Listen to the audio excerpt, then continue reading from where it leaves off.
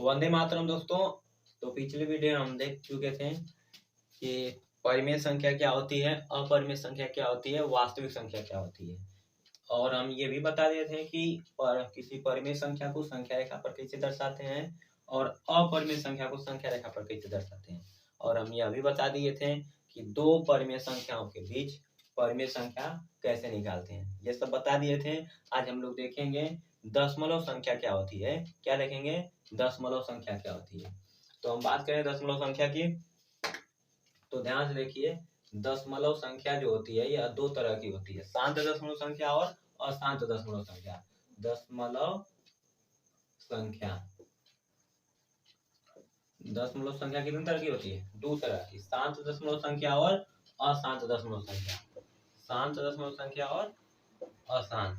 तो हम बात करें शांत दशमलव संख्या और अशांत दशमलव संख्या की। अशांत, देखो शांत दशमलव संख्या उसे कहते हैं कि जो दशमलव संख्या पूरी तरह कट जाती है, एक दशमलव के निश्चित स्थान तक जाने के बाद क्या हो जाती है? समाप्त हो जाती है। जैसे कि हम लिख दिए 3.25। बताओ आगे और जा रहे हैं? नहीं, खत्म हो गए कि नहीं? इतना पर रुक गए हैं, आगे तो नहीं लिख रहे हैं। अगर जो लिखना चाहते थे यहाँ डॉट लगा देते हैं, इसका मतलब होता है कि अभी आगे तक जाएंगे। ये नहीं है तो इसका मतलब खत्म है, तो इसे हम कहेंगे शांत दशमलव संख्या। कैसी संख्या है? शांत दशमलव संख्या है। हम लिख दिए 3.612, तो ये भी शांत दशमलव संख्या है। हम लिख दिए 0.52, तो यह भी शांत दशमलव संख्या है। यह शांत है। अशांत कौन रहेगा? जो अभी आगे तक जाएगा। ये हम लिख दिए 62.32 डॉट कर दिए, तो इसका मतलब ये आगे जाएगा, बहुत कुछ अभी आगे आने वाला है, इसलिए यह कौन सी संख्या होगी? अशांत अशांत दशमलव संख्या। अगर जो हम कर दिए 8.666 डॉट, तो इसका मतलब 6 आगे जाएगा, तो यह कैसी संख्या है?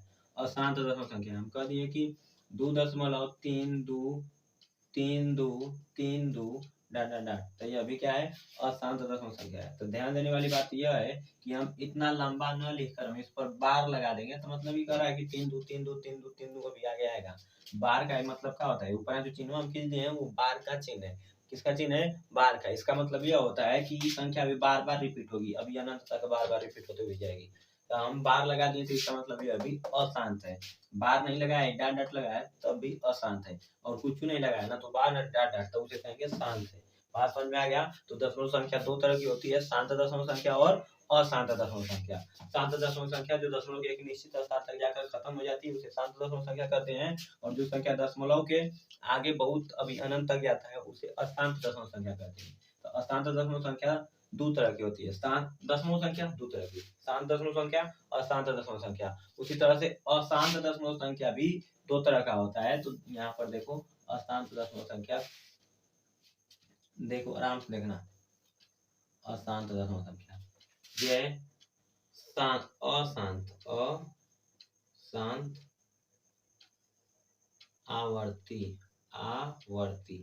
अशांत आवर्ती दशमलव संख्या, अशांत आवर्ती दशमलव। हम इसको ऐसे भी कर सकते हैं, आवर्ती अशांत दशमलव संख्या, चाहे अशांत आवर्ती दशमलव संख्या, ठीक ना? दशमलव संख्या नोट कर लेना और इसको ध्यान से समझो। यह है अशांत आवर्ती। आवर्ती का मतलब रिपीट होना, आवर्ती का मतलब दोहराना, बार बार किसी चीज को बार बार जब दोहराते हैं। जैसे कि हम लिख दिए 3.22222 डॉट, बार बार आ रहा है कि नहीं? बार बार आ रहा है, तो यहाँ पर कहेंगे आवर्ती है। क्या है? आवर्ती है। तो बताओ, पहले ही बताओ, ये शांत है कि अशांत? अशांत है। अशांत है कि नहीं? अशांत है। दो बार बार आ रहा है कि नहीं? तो आवर्ती है। क्या है? आवर्ती है। तो हम इसका नाम रख देंगे अशांत आवर्ती दशमलव संख्या। क्या नाम रख दिए? अशांत भी है और आवर्ती भी है, इसलिए इसका नाम हो गया अशांत आवर्ती दशमलव संख्या। बात समझ आ गया?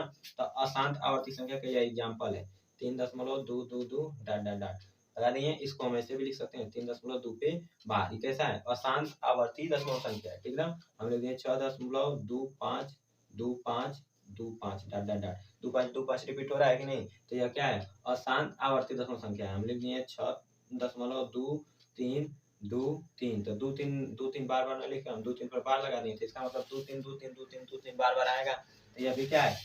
अशांत आवर्ती दशमलव संख्या। हम लिख दिए 7.65 3 बताओ यहाँ पर 3 3 रिपीट हो रहा है क्या? नहीं, बार बार। तो यहाँ पर भी क्या है, इसका मतलब हुआ यह भी अशांत आवर्ती दशमलव संख्या, क्योंकि 3 3 रिपीट हो रहा है। बात समझ में आ रहा है। अगर जो हम लिख दिए 0.325 और हम ऐसे बार लगा दिए तो 5 का बार का मतलब 5 5 5 5 अभी आएगा, तो यह भी है अशांत आवर्ती दशमलव संख्या। अब बताओ, आवर्ती का मतलब बार बार रिपीट होना, तो आवर्ती का विलोम क्या होता है? तो आवर्ती का विलोम होता है अनावर्ती। आवर्ती का विलोम क्या होता है? अनावर्ती, मतलब बार बार अब रिपीट नहीं होगा। अशांत रहेगा लेकिन बार बार रिपीट नहीं होगा, तो उसे कहते हैं अशांत अनावर्ती। क्या कहेंगे? अशांत अनावर्ती, अनावर्ती, अशांत अनावर्ती दशमलव संख्या, दशमलव संख्या, अशांत अनावर्ती दशमलव संख्या। एग्जाम्पल हम दे दें। एग्जाम्पल में जैसे कि 2.3257127 डाट डाट डाट ऐसे लगा दिए। बताओ कौन अंक रिपीट हुआ है? रिपीट होने का मतलब बार बार लगातार आने लगे। जैसे यहाँ पर लगातार आ रहा है कि नहीं, 2 5 लगातार आ रहा है। यहाँ पर कोई लगातार आ रहा है, रिपीट हो रहा है लेकिन लगातार नहीं हो पा रहा है। जैसे कि 3 2, यहाँ पर 3 है तो इधर कहीं, अच्छा यहाँ 2 है तो यहाँ पर भी 2 आ गया, यहाँ पर भी 2 आ गया, लेकिन लगातार नहीं ना आया है, तो यहाँ पर रिपीटेशन नहीं हो रहा है, अर्थात ही आवर्ती नहीं है। आवर्ती यहाँ पर नहीं है, अनावर्ती है। क्या है? अनावर्ती। और दशमलव के बाद देखो अनंत तक जा रहा है कि नहीं, तो यह तो पहला काम है। शांत है कि अशांत, पहले ये बताओ। तो अशांत है। और रिपीट हो रहा है नहीं, तो क्या है? आवर्ती नहीं, अनावर्ती। आवर्ती का विलोम अनावर्ती, तो इसे क्या कहेंगे? अनावर्ती अशांत दशमलव संख्या या अशांत अनावर्ती दशमलव संख्या, कुछ भी कर सकते हैं, लेकिन ये दोनों शब्द आना चाहिए, अशांत और अनावर्ती, दोनों एक में आ जाना चाहिए। पहले अनावर्ती अशांत कर दो, चाहे अशांत अनावर्ती संख्या कर सकते हैं। अगला हम एग्जाम्पल में देखें तो 6.0 6.303 003 0003 00003। बताओ यार। अच्छा डाट डाट यहाँ लगा देंगे। बताओ शांत, यहाँ ध्यान से देखने वाली बात यह है कि ये तो पहले अशांत है, ठीक है, लेकिन आवर्ती है कि अनावर्ती है? तो तुम लोगों को लग रहा हो कि आवर्ती है, क्योंकि 3 आ जा रहा है, 0 के बाद 3, 0 के बाद 3, तो ये आवर्ती नहीं है, अनावर्ती है। क्योंकि ध्यान से देखो, यहाँ पर 1 के 0 के बाद 3 आया, यहाँ 2 को 0 के बाद 3, यहाँ 3 को 0 के बाद 3, यहाँ 4 को 0 के बाद 3, एक निश्चित मतलब कि ये 0 के बाद 3 आता है, यहाँ पर भी 1 0 के बाद 3 आता है, यहाँ पर भी 1 0 के बाद 3 आता है, यहाँ पर भी 1 0 के बाद 3 आता है, तब उसे कहते हैं आवर्ती। लेकिन यहाँ क्रम टूट जा रहा है, इसलिए यहाँ पर कहेंगे आवर्ती नहीं है। बात समझ में आ गया ना? तो अब यहाँ देखो एक और हम लिख रहे हैं 6.233557813 डाट डाट डाट। बताओ आवर्ती है कि अनावर्ती? तो यह क्या है? अनावर्ती अशांत दशमलव संख्या। समझ गए?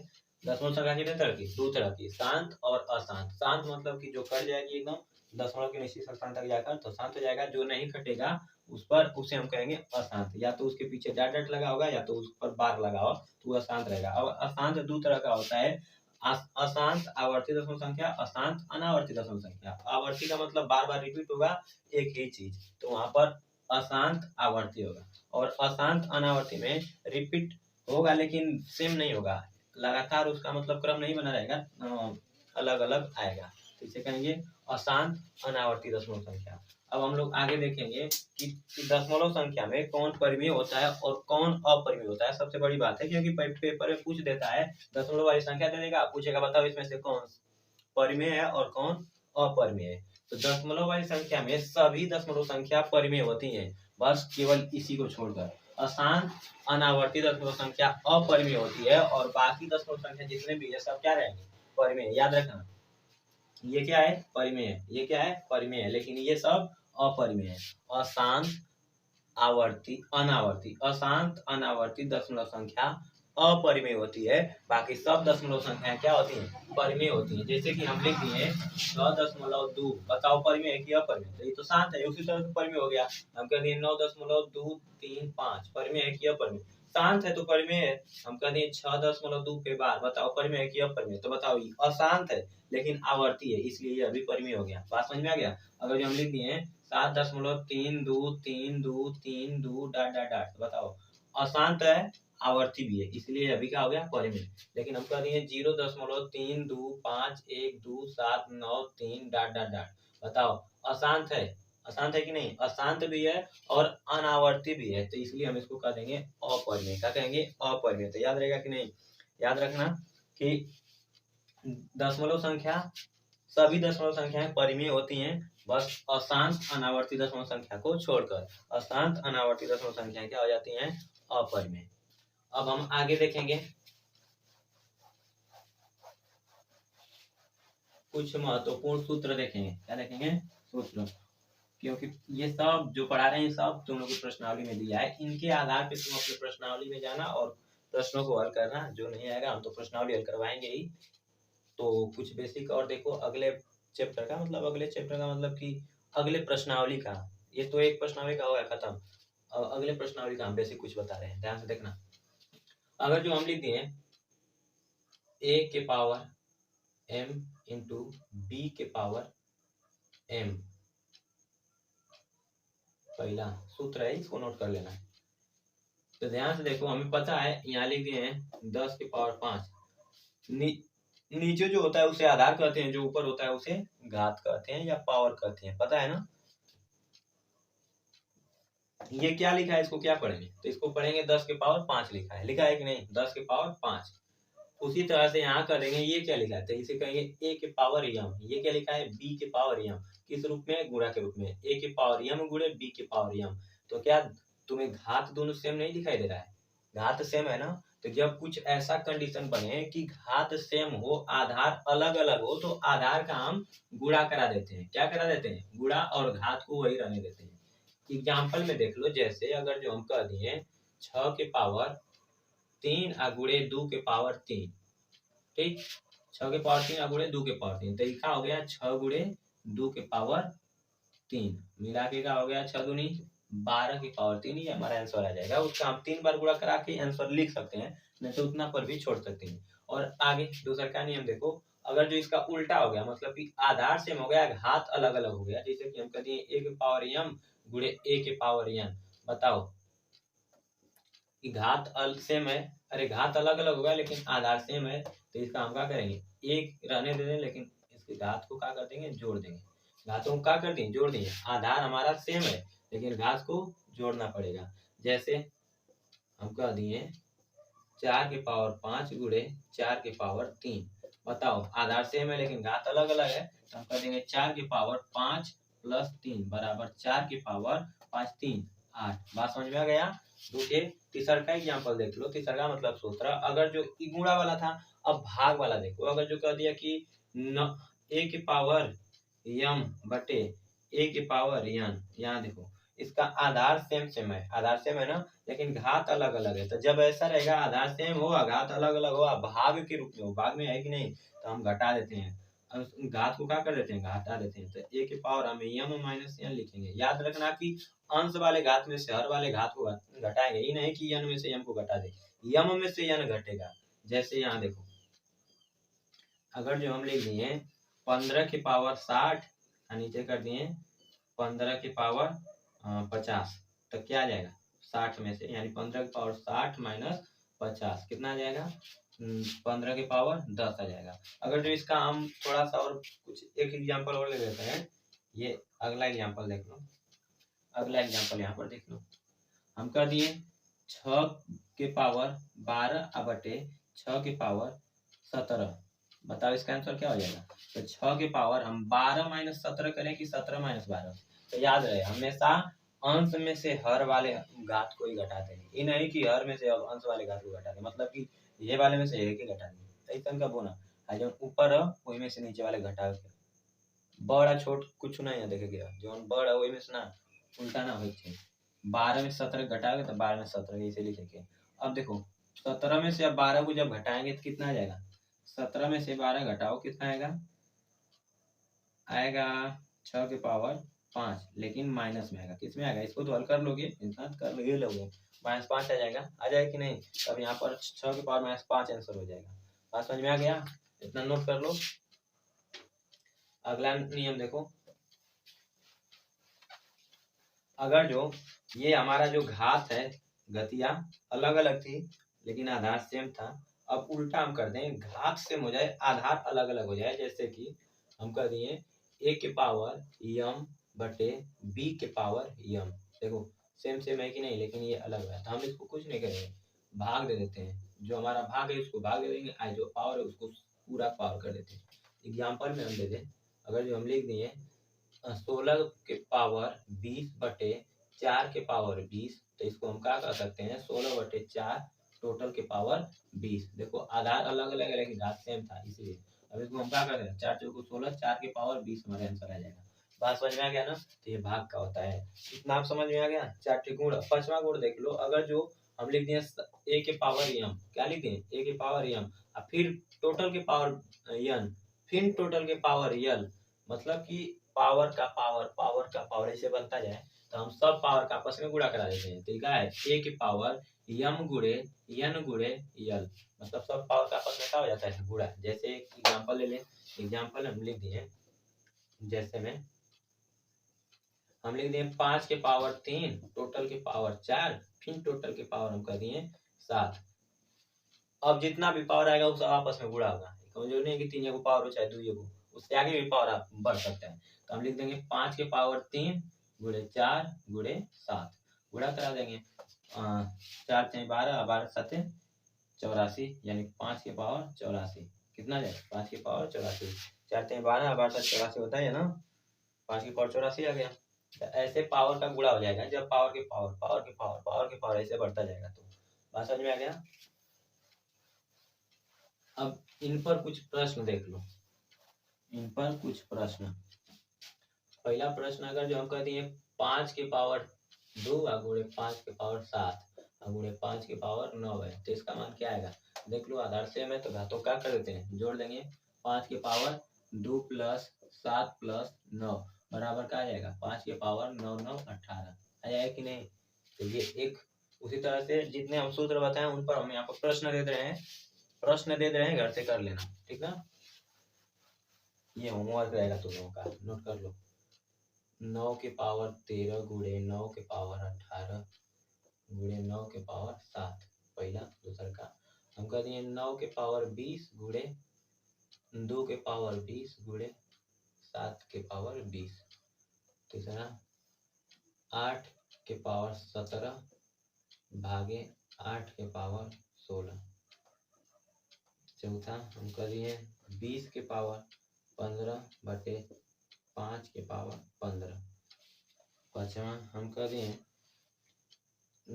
3 के पावर 9 फिर पावर 1 बटे 9।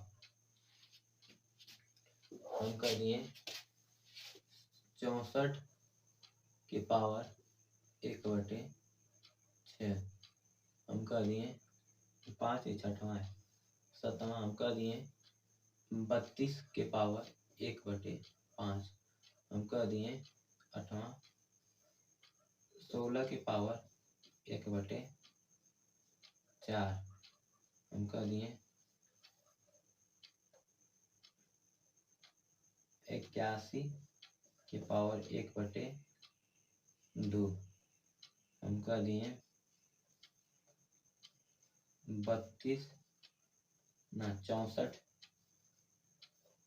64 के पावर 1 बटे 2। अब ध्यान से देखो ये वाला, ये जैसे ये और ये मतलब इन सबको कैसे करते हैं तो ध्यान से देख लो। अगर जो हमें दे दिया मान लो 32 के पावर 1 बटे 5, तो हम 32 को देखेंगे लेकिन जो पावर दिया ना उसके हर को देख लेंगे, उसके हर को देख लेंगे। किसको देखेंगे हर को। अब 32 को ऐसे कोशिश करेंगे इस ऐसी संख्या के रूप में बदलेंगे कि उसका घात 5 आ जाए। जैसे कुल मिला के हम 32 का गुणनखंड करेंगे, क्या करेंगे गुणनखंड।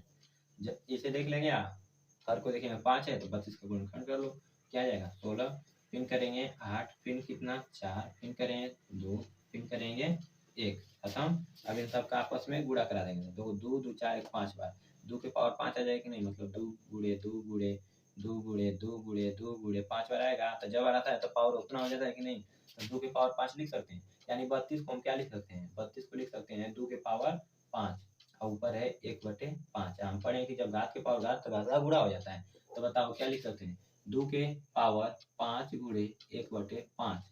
बताओ 5 से 5 कट जाएगा तो 1 बचेगा। 2 के पावर कितना बच जाएगा 2 के पावर 1 या 2 के पावर 1 का मान 2 कट गया कि नहीं। उसी तरह से है देखो 81 है ना, घात 2 है ना, 81 को हम इस प्रकार तोड़ेंगे कि उसका घात क्या रहे 2, यानी 9 का स्क्वायर करेंगे 9 81 होता है कि नहीं। तो 9 के पावर 2 रहेगा 81 है पावर 1 बटे 2 ये पावर का गुणा 2 से 2 कट जाएगा, आंसर आ जाएगा 9। उसी तरह से ये कर लेना 16 घात 4 बनाना है तो 2 की पावर 4 आता है तो उसका मान 16। 32 है 5 बनाना है घात तो 2 की पावर 5। 64 है 6 बनाना है 2 की पावर 6। बात समझ में आ रहा है? सब बना के हल कर लेना, ये होमवर्क रहेगा। तो इस वीडियो में इतना ही, अगली वीडियो में अब आगे का देखेंगे। ठीक।